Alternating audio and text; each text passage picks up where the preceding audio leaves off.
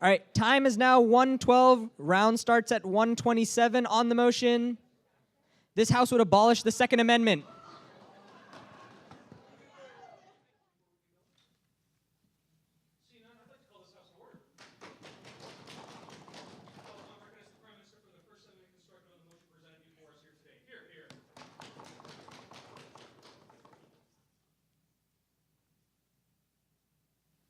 Columbine, Sandy Hook, Virginia Tech, Las Vegas, Parkland. I don't think I really need to mention why I'm mentioning these names. I think it's very clear that there is an issue with gun control in this country. So what we want to do today is abolish the Second Amendment. A couple of things. Firstly, this House, obviously, with the federal government. Secondly, abolish as in we're going to get rid of it, right? It's not part of that, like the Constitution anymore. And then lastly, we want to make it very clear. This is not a debate about banning guns. We're not banning guns from the state, right? We're not saying there are no guns at all. We're saying, look, if you look at other countries like Canada, you can still have guns. But it is just simply not enshrined as the highest law of the land. We think it's a lot easier to put controls on it. And we think that's what we want. We think OP cannot come up here and say, oh, you're going to take away all the guns, you're going to be like, and there's going to be a lot of issues with banning guns and whatnot. We think that's not what this debate is about. We think this is about abolishing the Second Amendment and how this is going to benefit gun control and how this is going to benefit the lives of people in this country. We think that's where this debate lies, and that's what I'm going to be going on.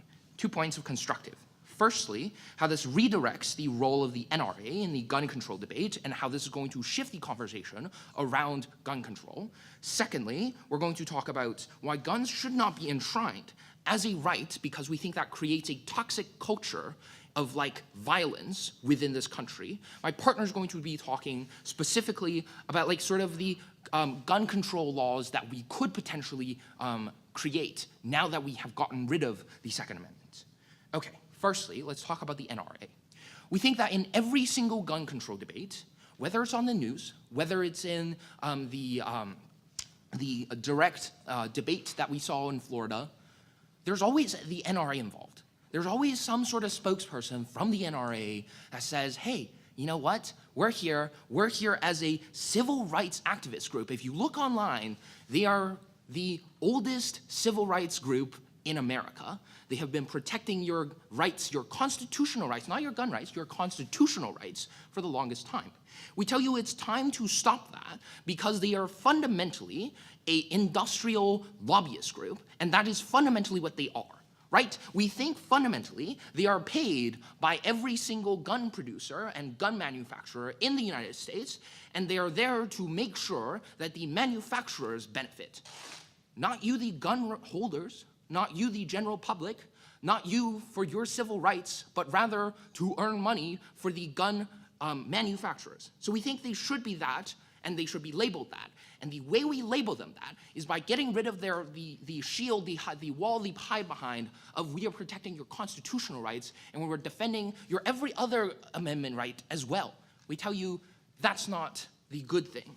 We think specifically when we get rid of that, they no longer have the ability to go on television and say, look, I'm a civil rights activist, right? I'm like basically Martin Luther King, but like for guns, but like for your civil rights too. And so therefore, I'm not just talking about it from like the gun manufacturer's perspective. I'm talking about it from your perspective to save you as a common citizen. We think that is the wrong rhetoric, and that it gives the wrong impression, and that makes it so that the stuff that they're talking about is far too disingenuous. They talk about, oh, states don't do enough about the current laws. They don't enforce the current laws enough, and that's why we have failure.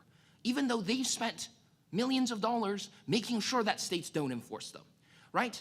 They've funded research. They say, okay, there's not enough conclusive research about like, the ways that gun control, policies affect certain things. When they specifically fund research to disprove and to say that gun control measures don't work, we tell you when they're in the discussion like that, and they're in the discussion not as a partisan group, but rather as a nonpartisan civil rights group, we think specifically they poison the conversation, and the conversation will never get anywhere because one side is trying to benefit the general public, the other side is trying to benefit special interests. We think it's time to stop that kind of conversation. And we think when you stop that kind of conversation, you now have two groups, ones that, like potentially are against certain types of measures, but because of the fact that it's not effective, like legitimately not effective, or the groups that are saying, and then you have a debate in good faith.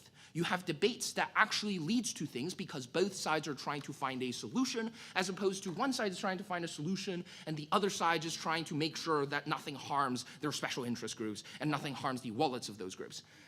No, thank you. Okay, next point. How guns should not be enshrined as a fundamental right, a constitutional right, or a right as the highest law of the land. We think it creates a toxic culture. We think guns, unfortunately, for the most part, is used for some sort of violence. We think it's very difficult to make the claim that guns just sit on shelves and that's the main point and they're like pieces of art, right? Sure, some guns might be like that. I'm not a gun owner, I don't know about that. But I think for the most part, they are being used. Whether it is for violence against others, whether it is certain times for violence against the self. We think that like having an extremely high suicide rate by guns, right, is an issue in America as well. We think specifically that is going to have a toxic culture, but yes.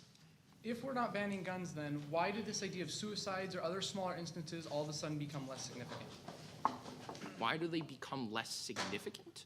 No, we're just telling you that we are now taking away the biggest proponents against gun control in a in essentially they're in the discussion not in good faith. And we think that's why you're never going to get any sort of good measures of gun control, because there's a group funding millions of dollars and one of the most effective lobbying groups in America trying to stop everything hurting, special interest groups, not working for the general public. We think that this sort of culture is essentially like very toxic, right? We think that it's become a part of American identity to be like, we can hold guns and that is our Second Amendment right. That is a right that is fundamental to our identity and we must have it. We think that when you say, look, we must have some sort of weapon of violence, some sort of instrument of violence, and that is part of a core identity as an American, we think that promotes the idea of violence. We think that does prove that, look, you know what?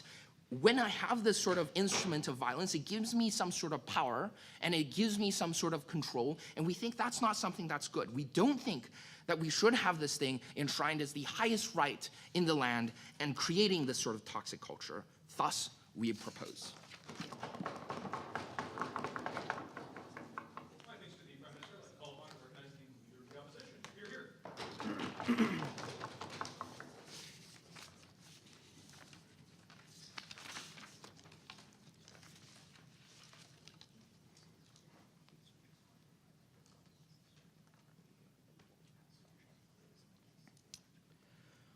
Opening government is 100% correct when he tells you that guns are a fundamental part of identity of millions of Americans. And what we tell you is that on opening government, they've failed to properly reckon with what that looks like when you take that identity and destroy it. And we tell you that this engagement in good faith politics that he hopes for and the very principles of how people interact with democracy for those who identify with guns fundamentally changes in an irreparable manner that means American democracy begins to be fundamentally shifted away from productive discourse.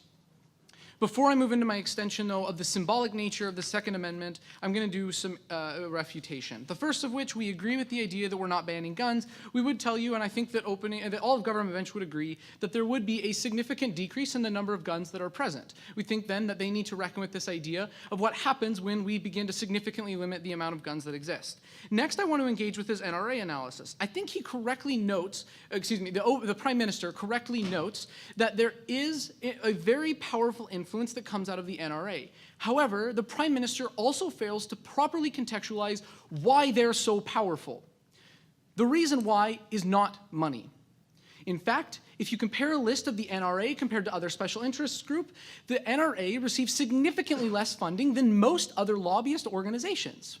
The reason the NRA is so powerful is because of the mobilization of its members and the firm unification that exists underneath them. Thus, it is not the threat of the gun lobbyists or the gun manufacturers that he tells you about that are the greatest threat or the greatest influence. Rather, we tell you it is very much the Americans who identify with this organization that have the sway. Thus, they need to reckon with the fact that those people still are mobilized and become increasingly so in what we believe is a harmful manner. Third, we don't believe that the conversation, they say that the conversation in the status quo isn't going anywhere. We believe that that's incorrectly framed. We tell you that the Parkland movements and the March for Our Life clearly demonstrates a dramatic shift in the status quo that is showing how the conversation around guns has changed. We think that Parkland was unique and that discourse is very unique in how it's happening in the status quo in a productive manner that hasn't before ever happened. We believe that that isn't properly engaged with either. Finally, this idea, if we believe that guns still exist, I don't understand where they're getting these very practical, tangible impacts of, for example, suicide decreased. Like, those are ones that very much we still think were going to happen, unfortunately, under their side of the house. That being the case, I want to move on to my extension. I need to first do a little bit more framing because I think that we also have a couple of things that are important on opposition. The first thing we tell you is that we do not have to defend the status quo of gun in the United States. We do not believe that this is a question, as opening government correctly notes, of gun control. We support and believe it is well within our rights as opposition to propose and believe that gun legislation, including but not limited to background checks, bump stock limits, age limits, and assault weapons bans, all are constitutional with the Second Amendment in place, and we believe with the dramatic shift of narrative that occurs in the status quo is something that is possible. Thus, on opposition, we aren't going to take the very rhetorical shield that they try to set up at the beginning of his speech. Next, we believe that the inherent clash of this debate then is the question of how rights function, especially as an amendment to the Constitution. And I'm about to tell you why the Second Amendment is about so much more than guns. We believe that from the very beginning, the Second Amendment has been a symbol to many Americans of the individual resistance to the government, a very embodiment of the spirit of individuality and the notion and the principle of individual liberties under democracy. But I'll take over. The entirety of opposition case is based on a naturalistic fallacy that just because Americans have in the past have fought against a tyrannical government, that justifies their right as a constitutional mechanism to have this enshrined in the Constitution. Okay, that's no, we don't think that's the case, and here's why. Because we think that it's more than just guns. We don't say that because we have a historical past of fighting tyranny, that all of a sudden everyone should have a gun. We tell you that this amendment, though, means that individuals feel that there's a certain spirit of resistance to the government, and something that we think is important in the United States. I mean, heaven forbid, I know I'm a liberal too, but I still think that's something important to have. Here's why. We think that a large number of moderate Americans don't believe that they could fight the government with guns, that they need a well-armed militia to fight the government. That's not the way moderate Americans look at it. If we think that government, if they try to frame it as such, we think that they're looking at the very publicized and radical side of gun control that we recognize probably isn't the best. We agree. But symbolically speaking, these individuals who own guns consider themselves as an important check on government expansionism, government expansion, as well as the power of the federal government. Their identity is linked to the very concrete and tangible embodiment of what they consider to be a check on the government, very much enshrined in not just the highest law of the land for individuals, but for the government. That's what they failed to address, is that this right, this law that they talk about is not just for individuals, but for the government as well. And we believe that that dies when you remove the Second Amendment. Why is this the case? Two reasons. On that point. The Constitution, and why this is important, we believe they lose the symbolism, and they believe that the tangible and very embodiment of that check on government becomes lost. We find this inherently problematic for two reasons. The first of which is the government changing their law, their constraint, in order to constrain you.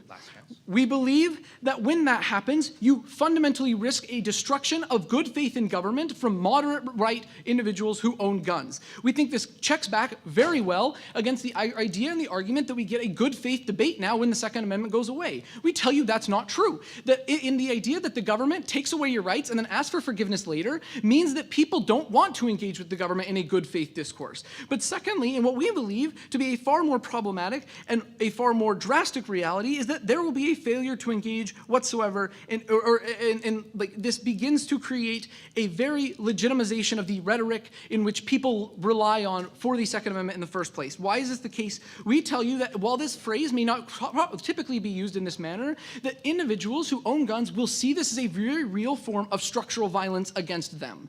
We don't think that this is something that is made up. We don't think this is an idea that they just need to move over, but it is a case of where the government is systematically limiting their rights. And while we believe that, as opening government correctly frames, that you might be able to decrease some of these harms, that the phrasing of this narrative and the creation of a rhetoric that there is a form of structural violence means that there will failure to be, in any real sense, an engagement properly with the government. And thus, on those grounds, for the reason of symbolism and the narratives that exist, we tell you that the Second Amendment is not the one that we need to remove.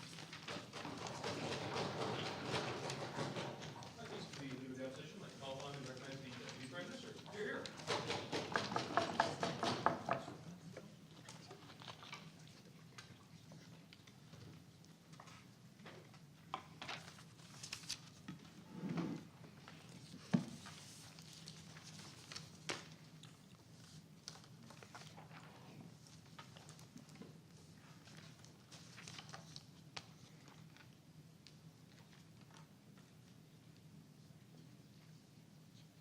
People who are on the no-fly list can currently have access to firearms when they are a threat to the country. People can go to Target and Walmart and buy guns at local places. Gun shows have minimal background checks that are insufficient in actually providing protection for many of the people who are buying these guns, and school shootings happen on a daily basis in the United States. I think that opposition bench is going to do a remarkable job of ignoring the status quo. It is a world where on a daily basis school shootings happening because people have access to guns, because the kind of regulations and background checks have no effect in the status quo, because they are ineffective with the power that the NRA has in the status quo.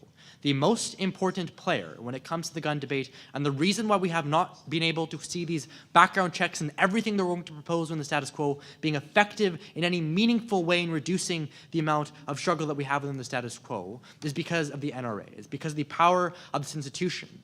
The reason why the NRA is able to mobilize this such a large base, and the reason why they get so much funding as a result of their members contributing so much, is because of the narrative surrounding that institution. That was Frederick's analysis that went ignored by their side. They failed to engage with the comparative in this debate. Let's be very clear about what it is, because we don't want to have it misconstrued as opposition bench continues. The comparative is this. Sure, maybe the suicide rate won't decrease completely. What we tell you is that we can see that you're probably going to have less guns to the point where it doesn't become a constitutional amendment. That's kind of what we're arguing for. But fundamentally, your ability to have increased regulations is going to increase, and have meaningful dialogue is going to increase at the point where you decrease the power of the NRA and take away this as a constitutional amendment, as opposed to continuing laws and state-level protections that are incentivized by actions of the federal government. I want to talk to you today about how we're able to save lives in the status quo without undermining the kind of value judgment that they give you on their side, because that's really the entirety of their case that we're going to continue to get as we move down the bench. It's this idea that there's a spirit of resistance within the United States. It's that your identity is linked to your ability to see that in the Constitution, like, because a lot of Americans are reading the Constitution and like knowing the constitutional rights, that they have the right to this particular like ability to own a firearm, right? This is ingrained in their identity, and they say they're going to lose the faith in government because they think that you're taking away your rights. Why is this problematic? First of all, they give you absolutely no reason to believe that this is a beneficial thing, right? They give you no reason to believe that this spirit of like violent rebellion against a government is something that's beneficial in the American dialogue. What we're going to explain to you is that this isn't necessarily beneficial insofar as this institutionalized violent rebellion isn't beneficial when when the comparative is the discussion-based peaceful dialogues that occur, right? Second of all, no. This is fundamentally false, because on our side, we are decreasing the power of the NRA. Why is this? Frederick talked to you about why it becomes a less taboo topic to actually discuss about. At the point where the NRA is able to villainize their opponents because they masquerade behind them protecting a constitutional amendment as opposed to protecting guns, that becomes a dialogue that isn't going to produce any meaningful change. The reason why they are so effective, secondly, is because they are able to co-opt a movement around one simple word. The word no, right? It isn't a discussion about what types of regulations, what types of firearms we should regulate. Rather, it's simply able to hide around this constitutional amendment and the fact that since it's a constitutional amendment, we aren't able to engage in a dialogue about it. That's what changes on our side of the House, and that's why you're going to have a productive ability to have meaningful regulations, unlike the ones that they talk about on their side. Because the discussion that occurs on their side isn't meaningful at the point where the NRA is able to have a particular narrative that undermines the ability of the opponents to be able to engage in dialogue. You're able to easily villainize them, which is why their member base tends to be very large. But third of all, what's the most compelling case? At the point where Americans, and many Americans, will still have the access to the gun, will still have the tangible mechanism to provide self-defense for them and their families, we are still valuing the idea that Americans may need in particular circumstances a physical protection, be it from the government, be it from any particular group within society that is going to harm you. What fundamentally changes is two things. First of all, you don't institutionalize this violent nature within the Constitution, and second of all, you change the ability of powerful players and the dialogue that surrounds them. On that. Sure. I spent a lot of time telling you that moderate Americans don't see this as a violent resistance to the government, rather very much symbolic of how they themselves are a check on government power in a symbolic sense. Sure. That symbolic nature does not weigh comparatively to the amount of lives that we're going to save on our side of the House. At the point where they're still able to have that feeling of holding a gun and still being able to provide a check on government power because of the actual thing that they carry in their hands, that's a much more tangible mechanism as opposed to this like symbolic gesture within the Constitution. We haven't gotten a lot of analysis as to why that's one, beneficial, or two, going to meaningfully change the status quo in any way. Let's talk about why on our side we're going to have meaningful change. The states are now able to have an increase in the ability to provide universal background checks and banning certain types of firearms because the way the Constitution is framed is the highest law in the land. There is a stratification of laws that exists. At that point, cases don't go directly to the Supreme Court. You have to fight your way up to the court. At the point where you get to the Supreme Court, and it's ingrained in the Constitution, you're not likely to have meaningful dialogue in being able to provide regulations because you have to go against the Constitution at the point where that is ingrained in American society. That's not going to ever be able to produce meaningful regulations or background checks. That's problematic for many reasons. First of all, you aren't able to have a discussion about what types of firearms are like supposedly good enough to provide that self-protection. Second of all, there's a reason why the federal government is still going to be able to provide these regulations in a meaningful way, even though you're empowering states. The mechanism for this is that the reason why the drinking age is 21 is because the federal government tied this to mandating highway construction to have these universal laws. The mechanism for this still exists at the point where states are still able, the federal government is still able to leverage like a certain project with states to ensure that we have some sort of a universal check on this sort of government power that's going to actually provide a real tangible change within the status quo. The reason that opposition bench cannot win this debate, and the reason that OG is going to carry this round, is because, first of all, we proved to you that the actual problems within the status quo cannot be weighed against this symbolic gesture that they're talking about at the point where people's lives are at stake. But even if you don't buy that weighing mechanism being super effective, we talked to you specifically about why a constitutional law, or a constitutional amendment, isn't going to be able to be meaningfully changed, and why with the power of the NRA and the inability to have regulations, we win this debate. I think the Deputy Prime Minister, like call upon recognizing the Deputy Leader of the Opposition. Here, here.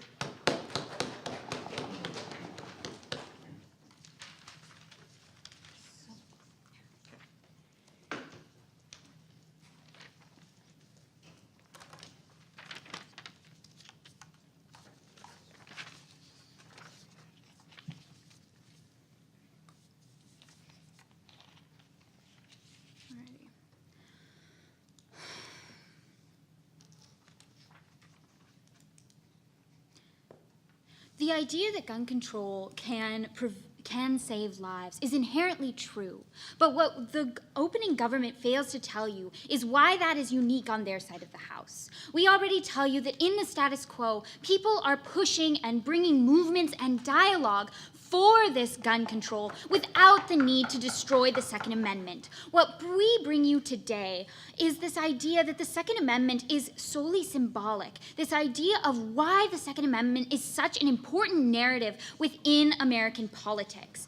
Not looking at opening government, they tried to tell you about how important it is to remove it for this idea of gun control. But what we tell you is that gun control is possible through this. But rather, what is more important is the symbolic narratives that the Second Amendment holds. So first, when I'll be getting to my more positive matter about cementing the polarized narratives within moderate Republicans, and also the fact that removing the Second Amendment disproportionately hurts the minority groups. But first, just a little bit of refutation. First of all, Josh tells you when you take away their guns, you destroy their feeling of resistance, not their violent nature, but the symbolic resistance. Once you do this, they no longer engage or trust with the government. This inherently puts down dialogue and does not allow for all of these impacts that they're trying to give you. Secondly, the NRA becomes stronger with this narrative. As soon as the NRA becomes an organization trying to get recourse for the structural violence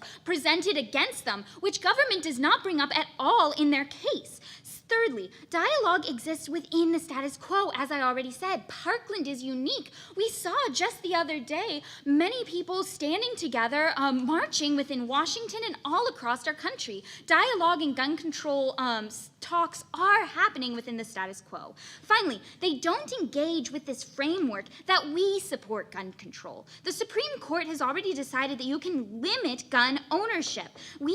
This checks against the DPM's extension in the fact that we too believe that we can limit gun ownership. They need to tell us why symbolically the Second Amendment will do this even more so. Not right now. First, so now let's get into more positive matter of the practical implications of removing the Second Amendment and why that is still a narrative problem within symbols. So first of all, cementing the polarized narrative of the moderate Republicans. So when we take down the Second Amendment, we can see that those most disenfranchised by this movement, by this abolishment, are those who are fighting hardest, as we already see. The people who are fighting hardest, we already know, are the white moderate Republicans with guns. They are very passionate and they feel very strongly about this issue, to the point where they are willing to fight for it this passionately. But so what does happen when we abolish the Second Amendment? Well, this pushes out this moderacy, these ideas that these people can be in the middle and still support gun control. But as soon as you take down the Second Amendment, that is giving the narrative that the government no longer approves of this firm stance on approving of gun control. This pushes this moderacy to a radical idealism to the side of victimhood. What does this look like then? This looks like the alt-right movement.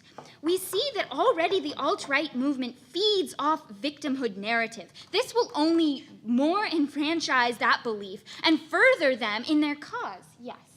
Discourse will still happen because children will continue to die, but the opposition can no longer hide behind the argument about a slippery slope harming constitutional rights as opposed to guns. We see that narrative can happen, but we're seeing that the stronger narrative is happening within the status quo, as children are already getting up to speak with their disenfranchised voices. We see that already gun control can happen and is happening within the status quo, so we just don't see that happening. But what we tell you is that these inherent harms, which I'm getting to, override any possible increase of dialogue that might happen on their side of the house. So when we look at this alt-right movement, as I was talking about, it feeds off this victimhood narratives. What that happens is, even if you don't buy into all these white moderates suddenly moving into the alt-right movement, although we do believe that many of them will, we see that at the very least it creates an entrenchment of beliefs that fractures the United States politics more than it already is, right? This intense polarization of ideals shows us that it only deeper entrenches these beliefs and doesn't support any form of dialogue, but rather a fracturing of the ideals that the U.S. Was built on. But the second idea, and the second most disenfranchised by this, is the minority groups. So now that I've talked a lot about the white moderates, let's talk about minority groups and what it will look like for them. So why would they be disenfranchised by this? When you abolish the Second Amendment, we don't believe that all of a sudden enforcement is going to start enforcing de-gunning or whatever this ends up looking like in places like white Wyoming that are predominantly rural and Caucasian, and people just going out and having fun and hunting. We see that they start predominantly in urban areas that are disproportionately filled with colored Americans and other marginalized groups. So why does this become a problem then? We see that there is now an association and a justification of increased police patrols and violence against these minority groups. No, I already gave you one, sorry. This idea that we see explicitly African Americans and those within the minority groups are harmed. We see this especially with Josh brings you this principle of government overreach. We see that as soon as we allow for the government to believe that they can put on a principle that guns are no longer justifiable in the Constitution, we see that it goes against those most marginalized, as we have seen again and again, such as the war on drugs and many other different pieces of legislation. We see that as soon as this symbolic check on government power and the institution has been abolished, we see that those marginalized we see that we are further creating this narrative that these groups deserve to be put down and are violent and dangerous just by the ownership of guns and just by the ownership of this idealism of the Second Amendment. So when looking at what we've looked at today so far, we see that the Second Amendment is solely symbolic, as we can have gun legislation on each side, right? So when looking at that symbolism, we need to look at those most disenfranchised. The fact that there will be polarization and the minority groups both being harmed. We see that dialogue is happening and will continue to happen, but the only way to serve the U.S. polities best is by opposition. My thanks to the Deputy Leader of the Opposition. Let's call upon and recognize the Member of Government. Here, here.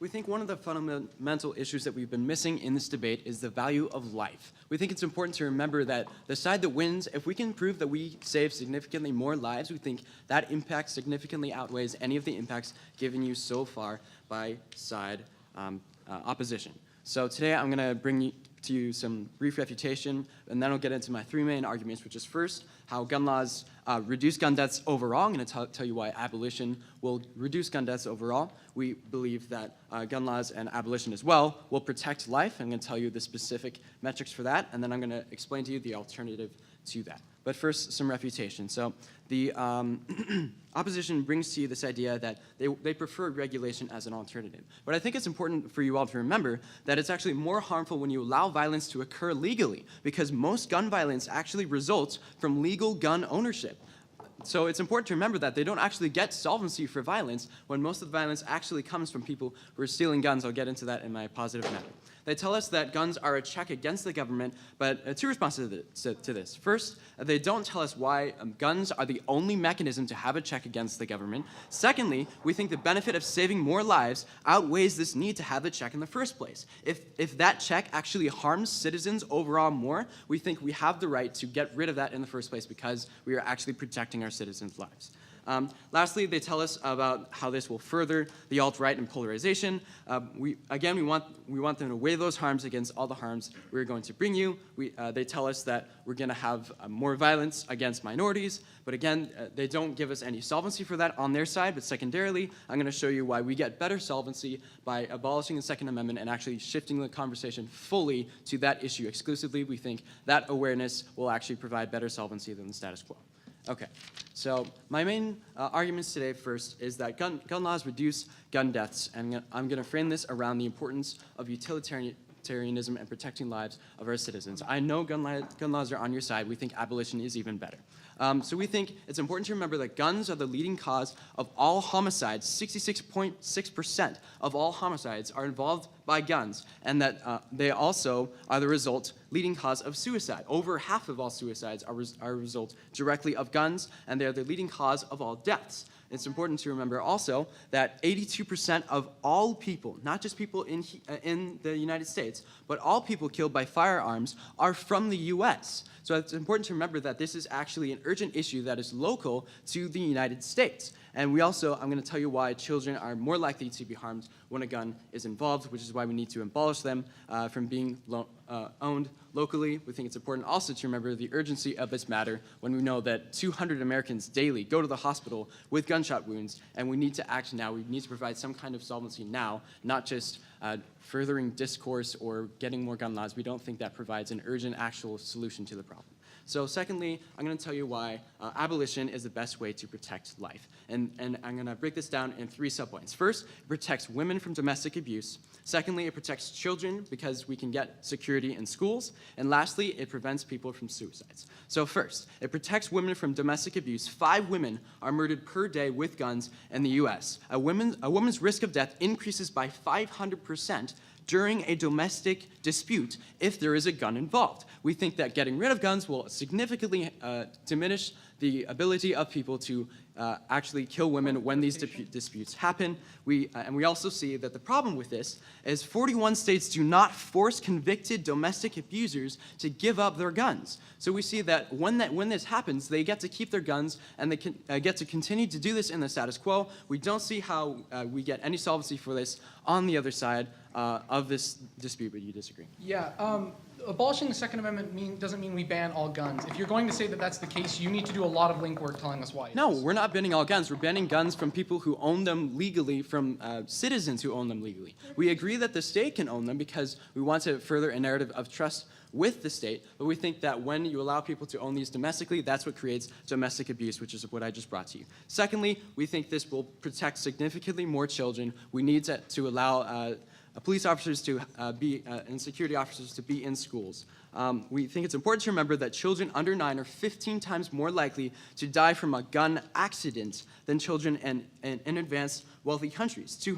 And yeah, we think this is important because just because you have a gun doesn't mean that it's not, even if you're not using it, we think it can result in children accidentally finding it and resulting in accidental gun deaths. We think that's why allowing people to access guns is dangerous for children specifically, and we think abolishing that will mitigate significantly those harms.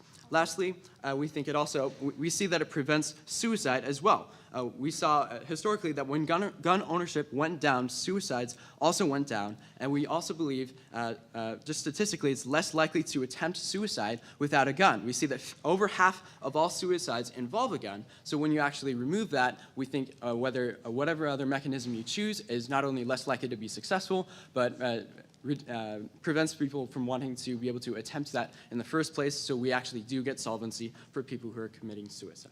Okay, so what is our alternative world? We want the state exclusively to have guns. And why is this good? We think once we ban all guns, we can focus more on solvency for all of the problems that that opposition wants to solve. We think we can we close the loopholes that give easy access to violent people with guns. We prevent access of guns between states, now at this time, with different gun laws, and we actually think that on the issue of police brutality, we think that we actually change the narrative to having more discourse about that issue, and once that is in the public eye, we actually get a lot more social pressure to actually provide solvency for that issue. We have not been given a mechanism for why more gun laws means you're going to solve for police brutality on the other side. We think that actually having that social pressure and awareness will force some police officers to be removed from their position. We think we get solvency for that because we focus specifically on that issue.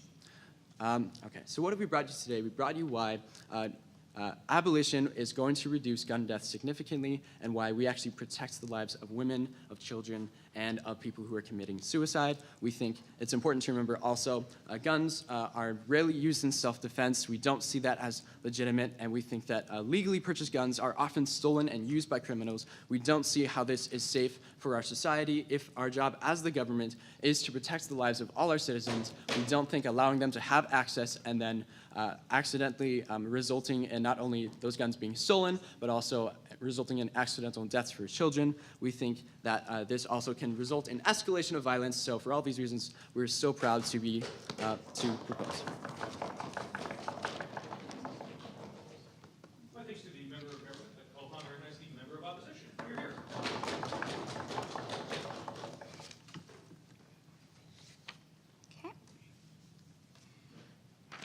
Is everyone ready? Okay, then I will start. To begin today's debate round, I want to propose two burdens that the government side of today's debate round still has not fulfilled. The first is that they have to prove why the Second Amendment is uniquely harmful to the minorities that they talk about.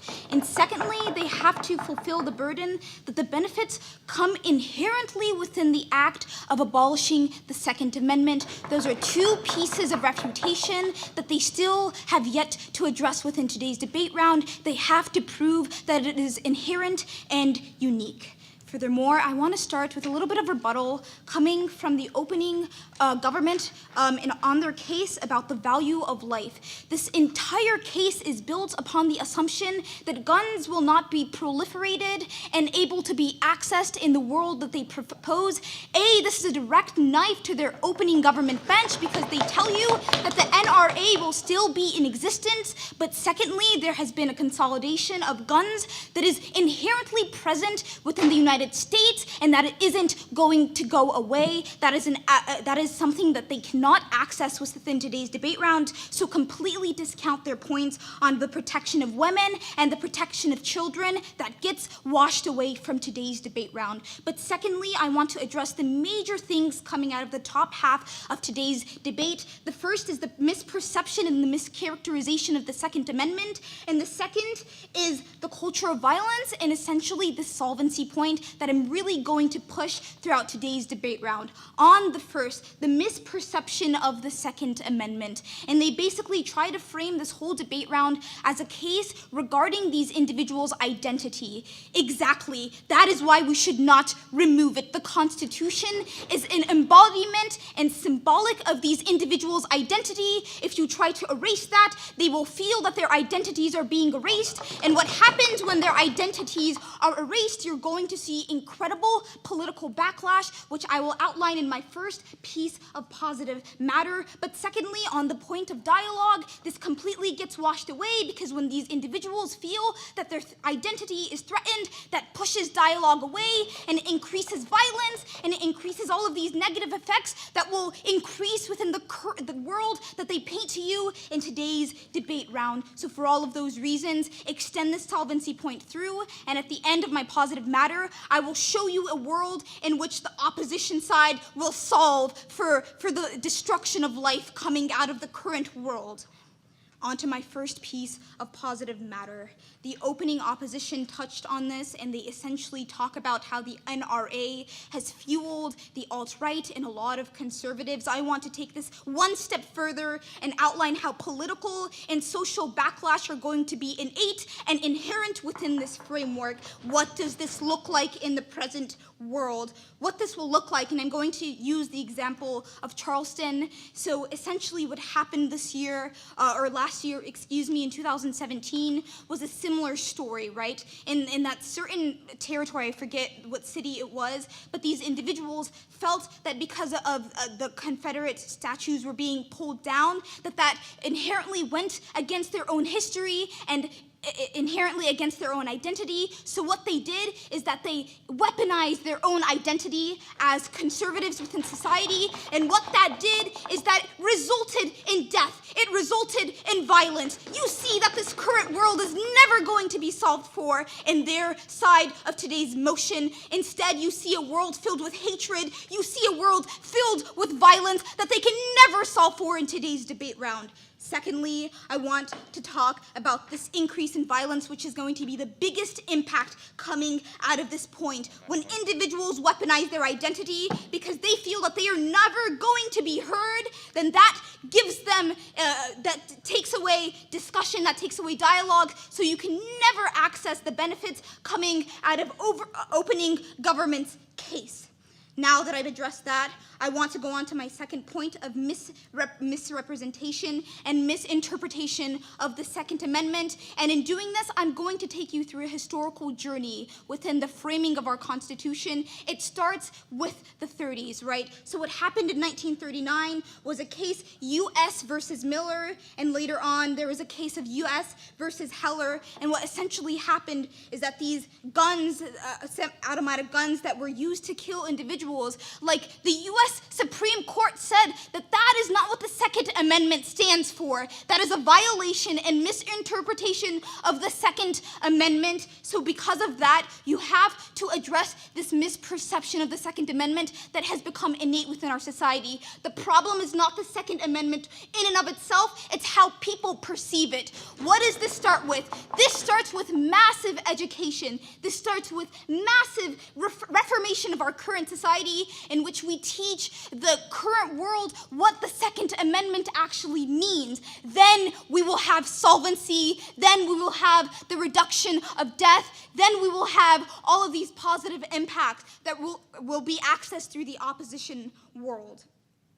Now, I want to give you an example currently on how a couple of senators spoke on this issue and how they felt that if this Second Amendment is taken away, that this takes away part of their own identity. I think her name was Senator Kelly or Keller. Okay, I'll take this. None of this is comparative.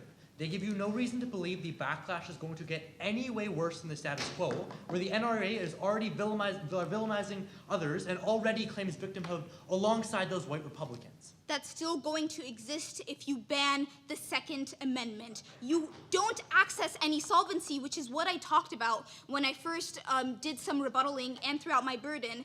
Literally all of your impacts on like the reduction of homicide and like the culture of violence, it cannot be accessed because I've already proven that if the Second Amendment is taken away, that's not going to result in anything. And actually, it's going to result in more death and more polarization because these people feel that their identities are being threatened and taken away. No, we have to use the current framework. We know that the Second Amendment is part of our history going back from the American Revolution. You have to look at that context and you have to evaluate it through that lens. You can't take the Second Amendment away, and you have to work within history to change the negative effects coming out of the Second Amendment and how it's misrepresented in today's society. Thank you.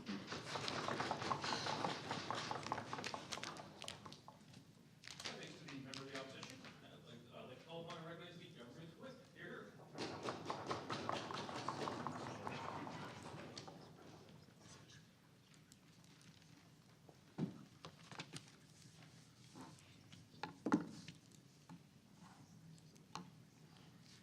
All right. Let's begin. So I think we need to start off by clarifying one of the things that my partner brought up and that seemed to be completely mischaracterized by the opposition side. First of all, we are not banning guns exclusively from everybody. That is not what we are doing. We've agreed with that across the government board. We are banning guns from people who don't deserve to have them. We are keeping the guns out of the hands of people who are committing misdemeanors with domestic violence, as my partner talked about.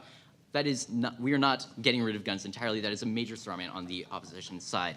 Moving on to a little bit of refutation before getting into my main clarifying question of who saves the most lives. And that's what we believe this round comes down to. First of all, starting with their idea in the opening government, and that was followed up in the bottom government with this idea of backlash and how there's going to be a ton of outrage and people are going to lose their sense of identity with their connection to these guns, all these things. First of all, if backlash is the best argument that they have against the value of life, as my partner talked about, we don't believe that is nearly enough to outweigh the benefits that you're seeing on the government side. We believe that that far more people will feel violated when will feel oppressed when gun control laws are put in place when the Second Amendment is still in place because of their understanding of the Second Amendment going into their education point, not right now. With this idea of education, how we need to promote education and it's going to solve our problems. I agree, we need to have education. We need to have education showing how the Second Amendment is unconstitutional and should not be what is, how we should be regulating our guns. We believe that far more people will feel backlash. We will get far more on the opposition side when the Second Amendment is still in place and we put gun control laws in place versus showing them that the Second Amendment is unconstitutional. Then we will be able to see how the concept of identity with guns as a right, being able to put more regulations on those so that they are handled more safely is going to be more beneficial. Sure, I'll take it. Yeah. So if you're not banning all guns, and seeing as the Supreme Court has already approved gun legislation, what kind of gun control is possible on your side of the House not available to ours? I'm glad you asked that. That's the entirety of my clarifying question of who saves the most lives. And we'll actually get into that because I'm out of refutation. Moving on with this idea of who saves the most lives. First of all, my partner talked extensively about the danger of guns without regulation and how they lead to extraordinary amounts of domestic abuse, how it was 500% more likely for gun violence or for women to be harmed when a gun is in the picture. We talked about how accidents are far more likely when guns are in the house and are accessible, and how the suicide rates are far less likely when guns are out of the picture. With guns removed, we are going to see people are far less likely to use poison or a knife to kill themselves. It is going to be far less effective for actually successful suicide, and gun deaths are going to be reduced. But they have this idea of how regulation is still possible on the opposition side. We think that, yeah, there is some ability to have some regulation possible on opposition side. We think, as I said earlier in my refutation, there's going to be far more backlash on the opposition side, however, because of those regulations, as I explained earlier. Being able to have this regulation without the Second Amendment being in place, we think the top half talked extensively about how the NRA is promoting this narrative where the Second Amendment is a right, we need to have it in place, and we think that they cleared that up quite well. We are showing you in the back half the impacts of that and how we are able to get even more solvency than any of the regulations that are possible on the opposition side. Being able to have the Second Amendment out of the picture, we are going to be able to see how these gun laws are going to be more passed, as the top half talked about how the NRA will lose power. We are showing you what will happen with that. We are going to see even more regulations put in place to be able to reduce the damages of domestic violence, suicide, children, all these things we talked about. School shootings will be far less likely when people who are considered violent or who have misdemeanors of stalking or domestic abuse or these other issues that we've talked about, keeping them from getting guns is going to prevent gun violence more so than the backlash that we will see coming from the opposition side when we try to implement these same policies. So we are going to see more solvency on the government side because we are going to have more freedom to enact these policies, but you disagree. Please engage with the idea that the NRA becomes more popular because it becomes a group offering recourse for structural violence on your side of the house. Okay, so we're seeing the NRA as, if I understand your question correctly, we're talking about how the NRA is saying that we need more guns to be able to prevent gun violence in the future. Is that reasonable? Okay. So with this idea, first of all, there were 62 mass shootings in the last 20 years. None of those were prevented by a person with a gun who is opposed to the mass shooter. None of them. Out of 62, there was nothing coming from these people who were supposedly going to be able to defend them by having these guns. So we don't see any solvency coming out of the opposition side by promoting more guns. We believe that having less gun access, being able to put these regulations of having ammunition background checks, having background checks universally, being able to look at the criminal records of these people and seeing if they are people who are at risk for committing gun violence, we believe that being able to implement these regulations more easily on the government side by having the Second Amendment out of the way and having this narrative that the NRA is proposing being taken out of the picture, where we show that it is unconstitutional to have this idea of guns as a right, and we are going to have this ability to put these policies into place more freely, and we are going to show how that is beneficial to the government side far more so than on the opposition side, where you see their backlash point completely turned, going against everything that we're going to be seeing far more on their side of the house because people are seeing that their Second Amendment rights are being violated by these gun control laws. With the Second Amendment proved as unconstitutional, that will be out of the picture. We will see far more flexibility and far more ability to enact these policies, which is going to lead to this metric of what saves the most lives far more extensively on the government side. So any of the benefits that you see on the opposition side are coming through even more strongly with the government, and we on the back half have specifically shown you why these impacts are going to be more beneficial on our side, how we are going to specifically solve for various problems that are prevalent in our society today, and how this is going to be the most beneficial course of action that we can take by keeping these guns out of the hands of people who do not deserve to have them. By putting in these background checks more easily, being able to reduce the gun violence potential in the future, we are going to see far more impacts for the positive of our society on the government side. For all these reasons, we are so proud to propose. Thank you.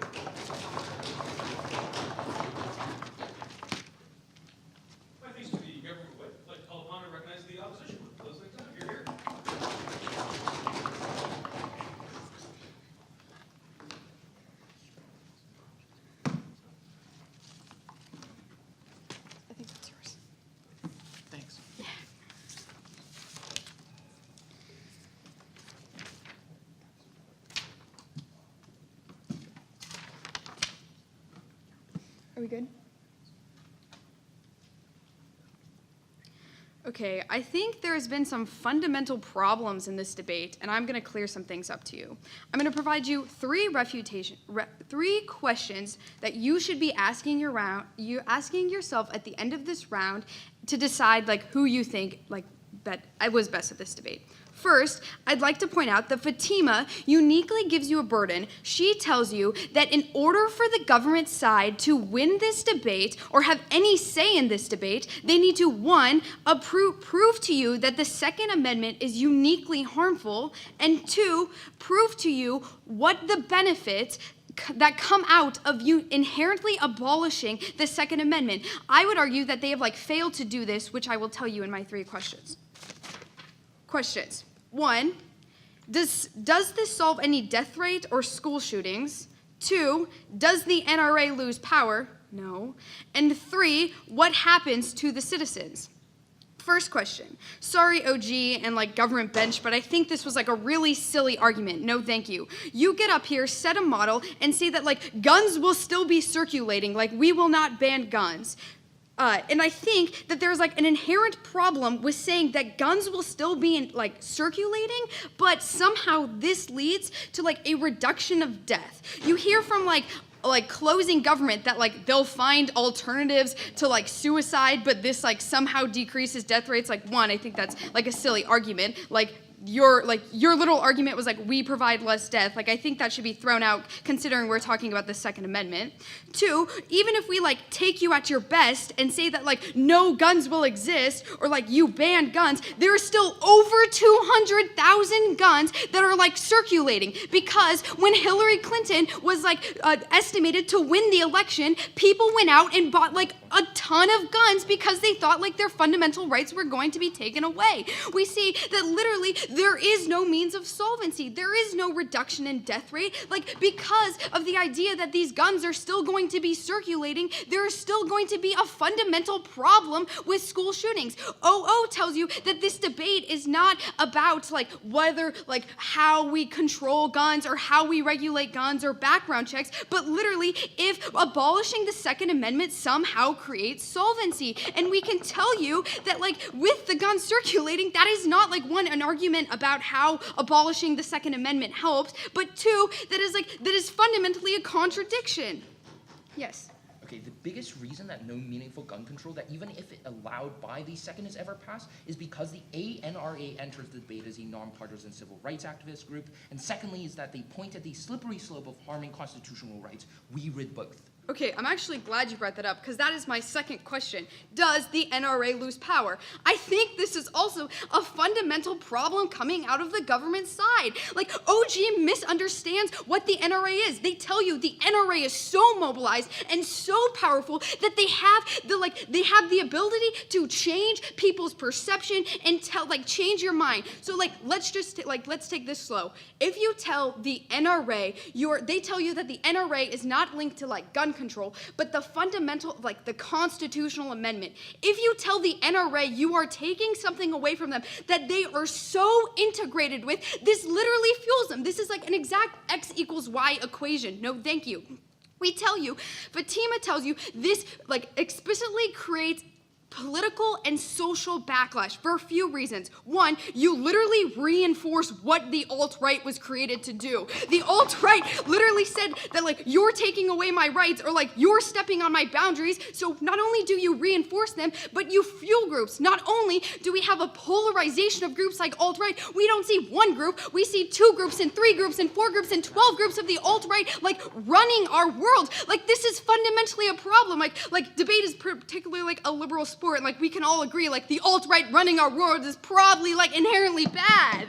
And we think that this creates social backlash for a few reasons. One, this leads to extremist groups coming around. We see that like we like look at like in Charleston, when like you start to like, when you deny people of like what they think you're taking, like when they think you're taking away their fundamental rights, they start to backlash. This creates a spillover effect. Not only do we see like bombings and like deaths increase, we see that you literally reinforce the ideas of like victimhood on the NRA. Like the fundamental problem that the NRA is so like intergrained in the constitutional like idea is that when you remove the like abolish the amendment, that is the problem. The problem no longer becomes gun control. It is the problem that you are taking away what the NRA is like fundamentally is. Yes. Okay, so as the United States government, it is your right to protect the citizens of your country. How do you do that more so on your side as opposed to the arguments that we brought up in the back half of this debate? Okay, one, you don't get any protection of your citizens. You fuel the alt-right, you reinforce their ideas, you create extremism. Two, I've already told you how like the increase of circulation of guns or a circulation of gun in general like leads to further deaths, and your side was a direct knife to your opening half. It doesn't really have anything in here. No thank you, you've said enough. And I think that going on to my third question, what happens to the citizens? No thank you. We see that like Senator Kelly or Keller, I don't know, she just released an article like 15 minutes before this round, and she literally said, it was like 50 minutes before this round. I looked at it because I was like, what should this topic be about? I was like, maybe guns. I was right. She tells you that she was born with the idea that she has the right to carry. She tells you that no matter what you do to her right, she will always tell her future grandchildren that like they have a right to carry, and like guns basically are their like lifesaver. We see this past generation to generation.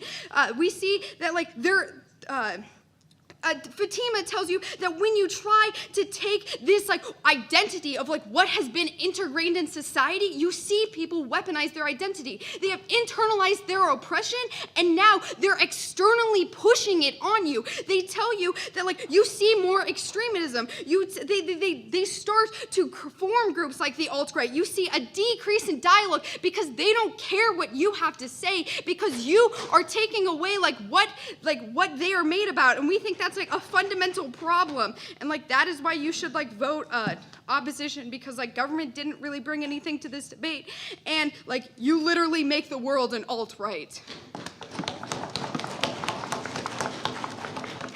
Well, let's make a round of applause for all the viewers. Excellent.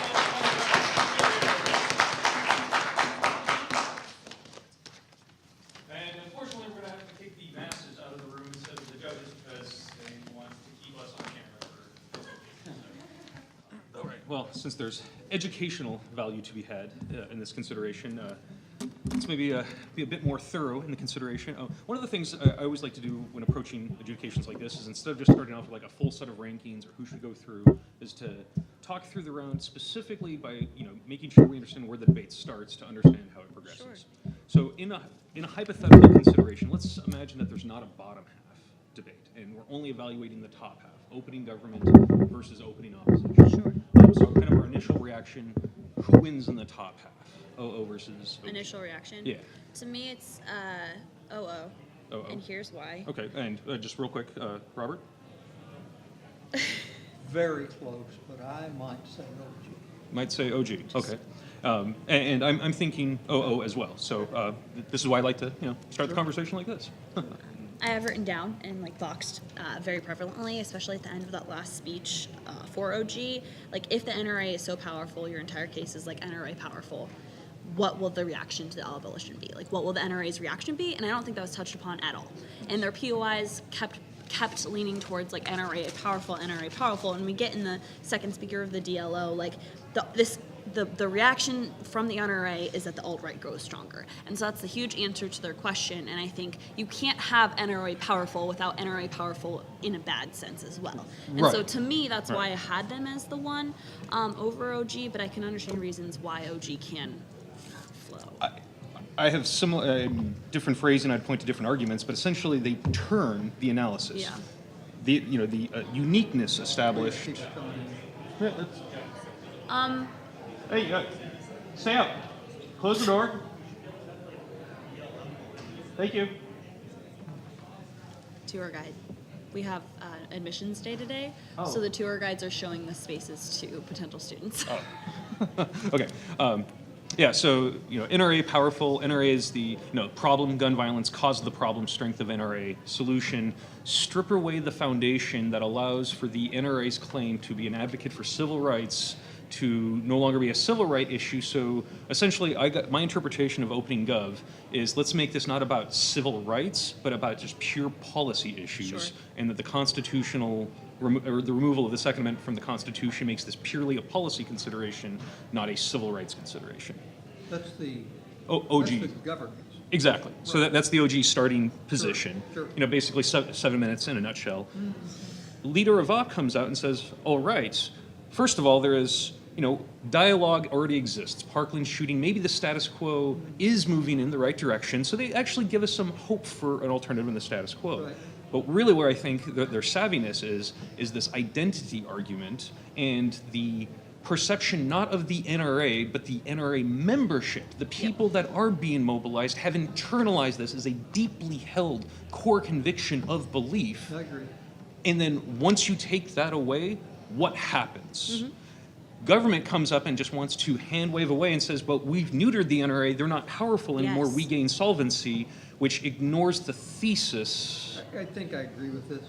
And then particularly when the deputy leader Yeah. of opposition says the NRA is actually going to become stronger.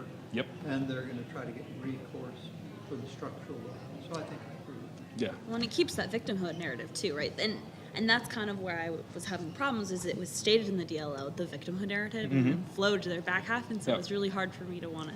Well, the extremism victimhood narrative, but also a savvy catch in the LO was the moderate middle. Yes. Folks, moderate conservatives, but also moderate liberals. Like, I grew up in Alaska, Yep. I'm liberal, but I also had 3 guns by the time I was 14, right? I'm all for gun control, but even I have to take a step back and wonder, is there a more moderate approach to this? Which, that moderation is the appeal of the opening opposition with, let the status quo slow and steady win the race. Maybe we're starting to make strides in the right direction. The dialogue is shifting. Now, on this issue of dialogue, that's in some ways kind of like the central idea. We need to change the dialogue about Yep. guns. So then the question I have is, if the goal is productive dialogue, because productive dialogue is needed for positive change, how best do we achieve productive dialogue? Do we abolish the Second Amendment, or do we perhaps find a less severe approach, which is the alternative provided by the opening opposition? So that's kind of how I saw the top half. Sure. Let's switch the conversation and talk about government bench and side government. So who goved it better? And really what we're asking the question of is, what did closing gov do or not do? And I saw a huge shift in there. Sure. I saw them knifing opening gov. I saw the gov whip clarification of, no, we're not taking away guns from all people, just the bad people. So also knifing each other. Knifing each other. But his partner said we're only going to let the police say. Yeah, Exactly. and I have it written down too. It was like, we're Yes. gonna have citizenship, and then it was like, no, just kidding, we're gonna have It citizenship. seemed to me like they did their preparation. They came in here with the arguments they were going to present. They didn't match very well what the other team presented, and they presented them Yeah. anyway. And I'm sitting you here. know, Yep. They're novice, they did a great job. Yeah. I appreciate that. This round was not their round. This was not their round. That's right. I even had a note man, if you're going to go statism good, go hard. Yeah. Because then you can go on the solvency stuff, when the state does have absolute control, maybe they do literally come door to door. This becomes a quasi-authoritarian society in the name of saving lives. And then that way, the gun's still in circulation. Well, maybe they're taken out of circulation. Yeah. But they didn't do that. Now, the implication, and I really wish OO would have POI'd this, but I've been thinking about if we look at closing government's version, how does that fuel the narrative, the storyline, the NRA backlash? When literally Even taking guns away worse. from citizens, so if that argument applies to OG, it's magnified in comparison to CG, so the strength of the OO argumentation is even greater Yep. when I look to CG's contribution in the round. Especially with the moderate Republican point, right? This idea that when you take away a fundamental constitutional right, people who are in the middle have no choice but to flow to the other side that they wouldn't normally be on, because that has become this polarization of ideals. So, having talked about 3 teams, I see OG better than CG on Yes. the gov bench. Yes. But I have OO better than CG winning the top half of the debate.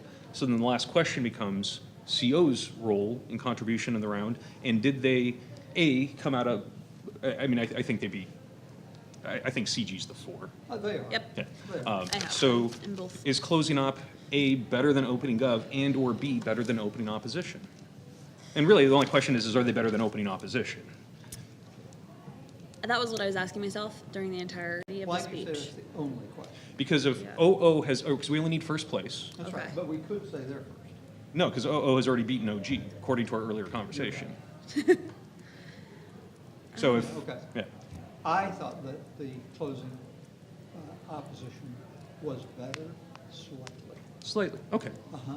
And the reason I say that is that their argument about weaponizing people's identity is somewhat derivative, but they changed it enough that I thought they made a pretty powerful extension.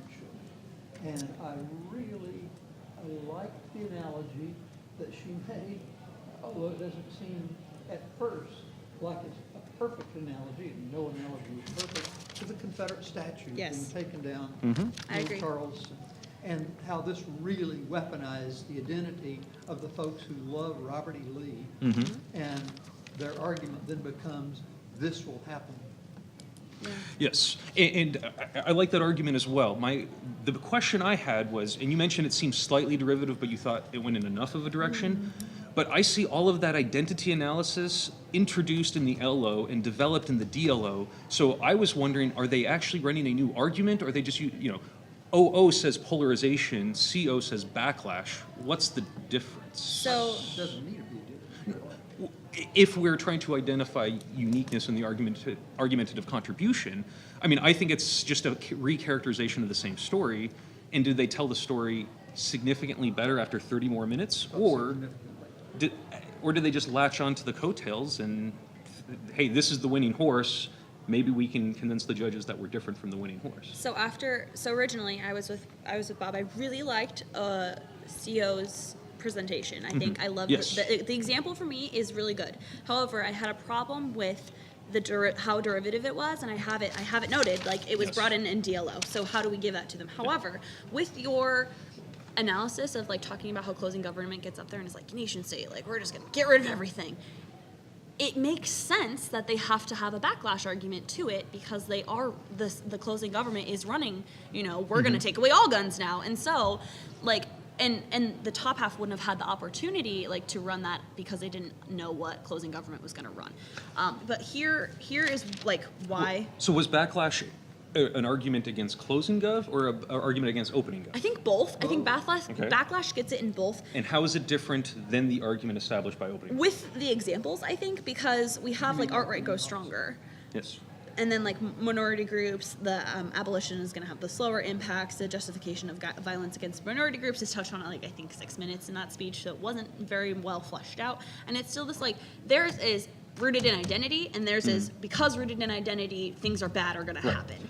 And that's how I interpret it, was they took the links established by opening, and then they jumped into the realm of the impacts and tried to flesh out the impact story. Yeah. And I do recognize some unique contributions above and beyond opening. Yeah. I was just, qualitatively speaking, thinking it wasn't enough of a contribution to go above and beyond opening up. Now, at a secondary level of analysis, let's set aside the disad argument, right? The backlash / polarization / whatever. Both opening and closing propose an alternative, meaning there are harms. We're not going to just say status quo great. Yep. Opening's alternative is the Parkland shooter changing the narrative, discourse, legislative change, bump stocks, whatever, right? Closing up, and this is where they truly distinguish themselves, but the question is better or worse, their narrative is re-education. Yes. It's a re-educate America to make them realize that their identity is toxic, which, yes, that engages well with the toxicity of identity, but then does that, I'm sitting here thinking like, I remember when Obama was accused of re-education camps in 2008. So when we were having does that argument indirectly feed into their own backlash argument? So in other words, if I have to choose between opening and closing, do I prefer the alternative as described by opening opposition, or do I prefer the alternative described by closing opposition. The first one is legislation dealing with the policy question of gun control. The second one is cultural re-education to address the question of identity. Now, and do we really want to be tampering with the, I mean, the identity is the source of the problem that they're trying to solve for, so I applaud them for that. Yeah. But if this is about guns, should I just... Except I think the fact that they're educating about identity helps them with their backlash. Yeah. Yes, yeah, well, it's like, here's the problem you guys trigger because of the features of the status Yeah. quo. Here's how we address those features of the status quo that you are not acknowledging, but those features of the status quo were all the links established from opening opposition. And they also had 30 more minutes to get to that point. Well, too. and I also think in the member speech we have like the actual abolition impacts, which isn't necessarily touched on. Like, what is the impact of the abolition?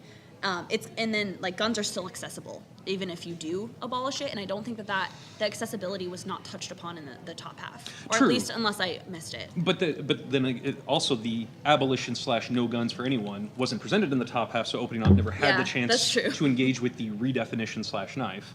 And then at the end of the round, we're not even giving that.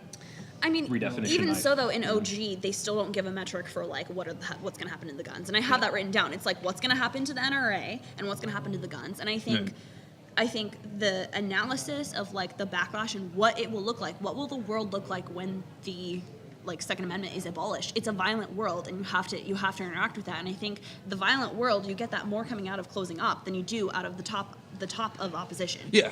I mean, they do a better job with telling the impact story. Like, this is what the world looks like. So it's like they give us the links, they give us the better storytelling of the impact, and which do we value more? And so, I mean, it sounds like the decision comes down to which, op, sweep, likely one or two, Sure. and it's the one versus the two, and that's important. Okay.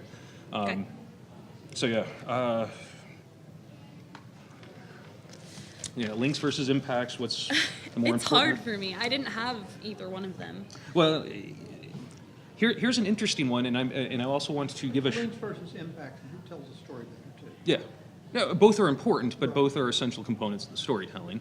And that's why when it comes to whether or not 30 minutes later, the story ought to be a little bit better because all the heavy lifting was done by the team up in front of them, so they can just build on that analysis. But we don't know that. Sure, but We don't know, they may have had this may have been their argument all along. True.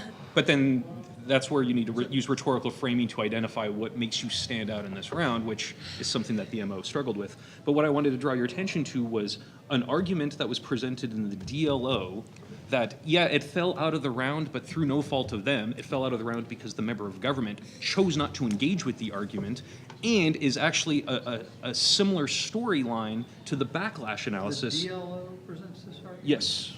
Impacts to minority groups. Yeah. That the control begins in urban areas. This results in an increase in police patrols to curb urban violence. This is a unique harm to people of color / minority communities. So not only are we getting the increase of polarization, which is that moderate conservatism analysis up top, additionally, we're getting a unique harmful impact to minority communities, and also that increased polarization indirectly would also link into that. So they actually kind of have a two-pronged impact story. So when we're giving all this credit to the backlash analysis in the bottom, I just wanted to make sure that we weren't forgetting the impact to the minority communities, which is essentially the impact story of the backlash analysis coming in the top half before backlash is ever even introduced as a phrase. I mean, it's not backlash, but it is an impact story that is decently told. Yeah. And I have the justification against minorities, like government overreach and war on drugs. However, I feel like the Charleston statutes, although it could have been linked out better, was a better example of that specific thing, and in and of itself shows this idea of violence against minorities. No, and I admit, I heard Charleston analysis. I did not hear Confederate statutes specifically. Oh, you so, did?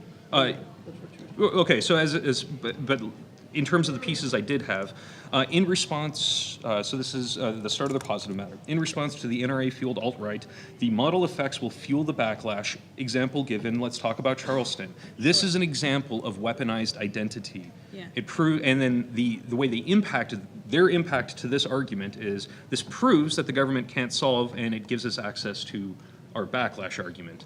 So I took the Charleston analysis as the contextual example understanding. Okay. And I just wanted to say, okay, well, harm to minority communities, just I mean, they didn't say Charleston, but can, I mean, Yeah. you know, how much do, you know, like, if they just add the utterance of, oh, and Confederate statues, like, how much does that uniquely play in? They didn't just add that. She made a A big point? substantial analogy. Okay.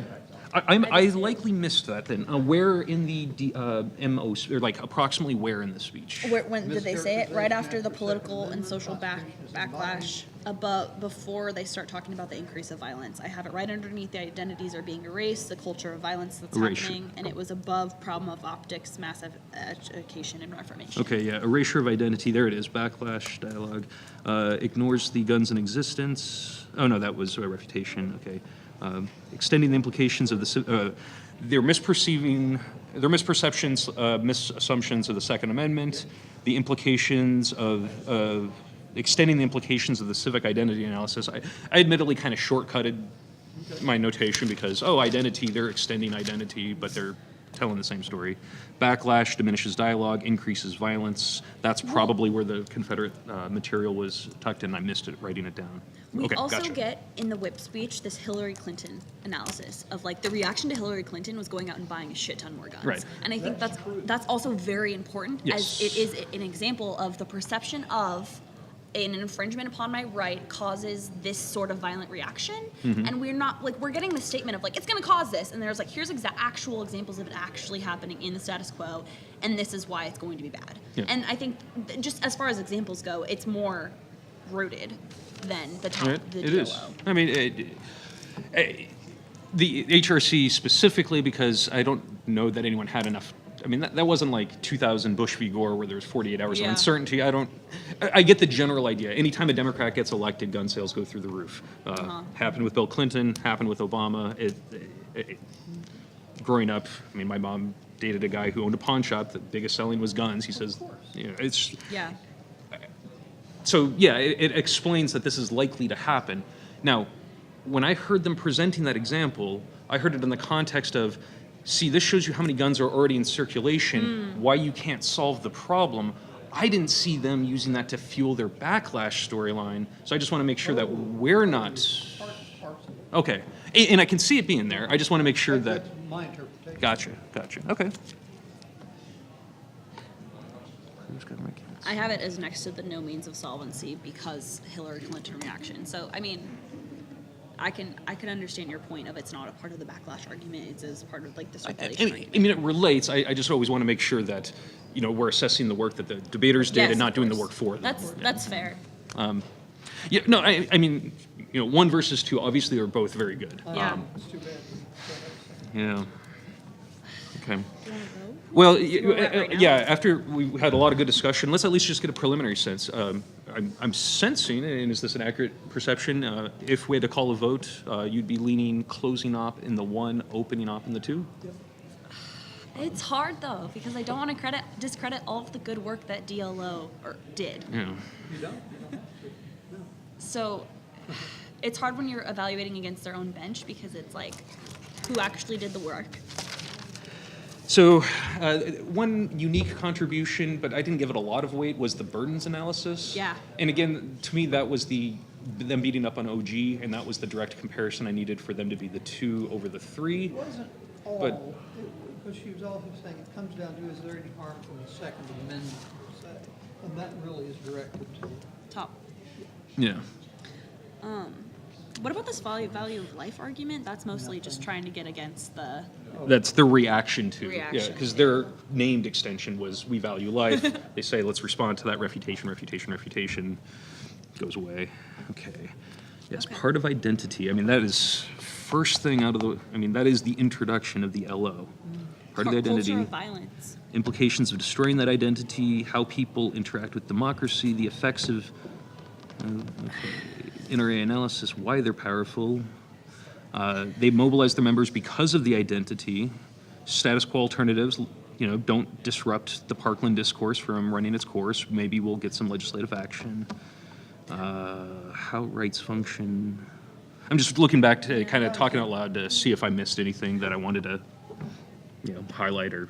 make a picture Actually, of. after all of this talk, I'm leaning more towards opening opposition. These individuals, identity as a check against the government. with rights take away that fuel's I didn't identity. get that. I mean, I heard it, but I don't understand What? how identity is a check against the government. Oh, the specific, that their identity is, I see myself by virtue of my civic duty to own this rifle as this symbolic representation of a check against tyranny. And given all the gun nuts I've talked to, it's It's that. valued. But that's not the moderate Republican. No, that's not. And then they later shift into, and then the other impact is, and then we lose the moderate ones who would be for the gun control, which we might get in the status quo, unless you muck it all up with this galvanizing their identity. So it's like, you know, the hardcore extreme gun nuts, and then the, I like guns, but I'm reasonable, but they push the reasonable into the extreme, and the extreme becomes more extreme. As far as like the conversation and limiting the conversation, I definitely have the DLO. Like they touched upon this fact that when you take away the Second Amendment, you are destroying the commonalities that we have between political parties, between ideologies, to actually come to the table and talk. And that completely engages with OG's entire case of like, we want to start talking about it, we want to change the conversation. I don't see much of that coming out of it. And that's in the first question I asked. I kind of characterized it as this was the question in the top half, but maybe it's the question for the debate. If the goal is productive dialogue, which they identified, they engage with that and say the more productive dialogue is to let the status quo conversation run its course and don't derail that. And then we don't really get, and then everything is about the impacts of avoiding that or not getting that dialogue. So that's kind of what I was thinking about with the alternative, is if the dialogue gets us access to the solution to the problem, I kind of prefer the maybe Parkland and maybe the March of Our Lives will actually result in some policy change if we don't muck it up, versus the more complex re-education of the civic population. I mean, don't get me wrong, I would love for there to be better, I've said that we need to teach guns in schools just for gun safety, gun awareness, but that's what people from Alaska and Montana say. So where are you more leaning? I was leaning, I think that there was some unique contribution to the development and the analysis of the impacts. However, I think the greater contribution in the context of this round came from the opening opposition. Okay, why don't we go that way? I And agree. why don't we call it a 2-1 decision to make them feel good? Okay. Yeah, and that truly, I think, was how close it was. I mean, we were going 1 and 2 and 2 and 1. I mean, after their speeches, they were so passionate, and I really liked them as speakers. Like, it's hard that they only can have one winner because I liked it. But before we even started talking, my first thought was that unique enough for them to win? Yeah. And my answer is no. And when I heard after the MO speech, I was thinking, I don't see it. Maybe the whip will make me rethink it, and I didn't feel that any better after the whip. So. I agree. Okay. I have also just have more written down for the Well, opening, and for those keeping track at home, it was approximately 25 minutes of hopefully fruitful conversation. 25? Yeah, a 7-minute timer, and this is the overtime. Oh, okay.